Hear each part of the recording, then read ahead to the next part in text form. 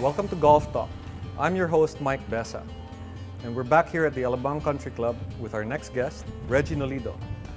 Reggie is a lawyer by profession, and he writes a blog called The Duffer, and he writes a column for the Inquirer Golf.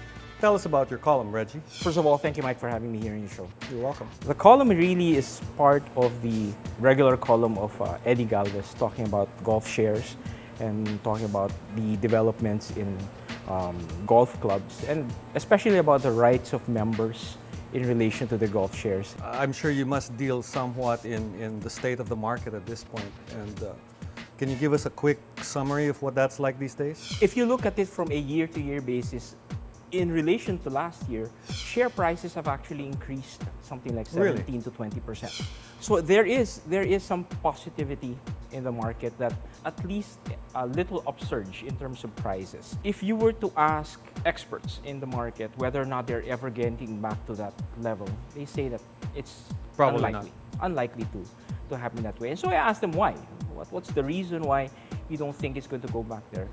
They said that the market is really more mature now, but definitely there will be some improvement from the previous year. So there's always room for some recovery. Yes. The clubs that are doing well financially will also see an upsurge in their share price. Is that a fair assumption? That should be the result.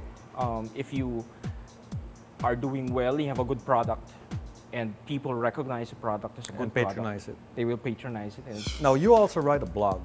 That's right. Tell us about that. It's called The Duffer, right? Yeah. The Duffer is really a result of really my way of wanting to express the love for the game. Primarily, I wanted to play golf as a way to get close to my dad.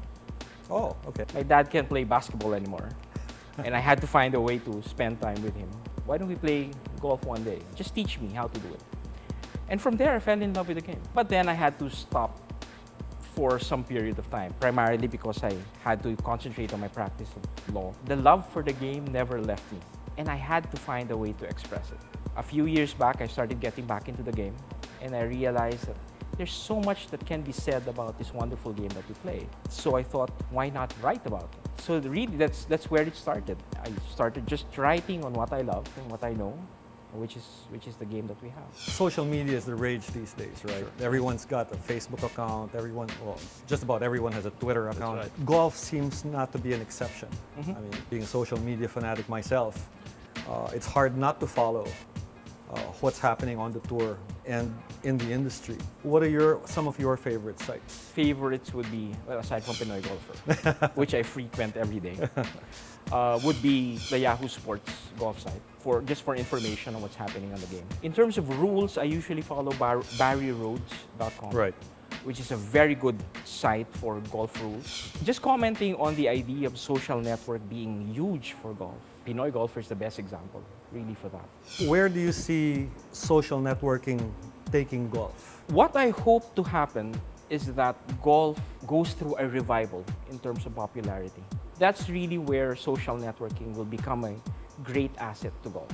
You can get the young guys more into golf because of social networking. I see social networking as a big component in the development of the game here in the Philippines.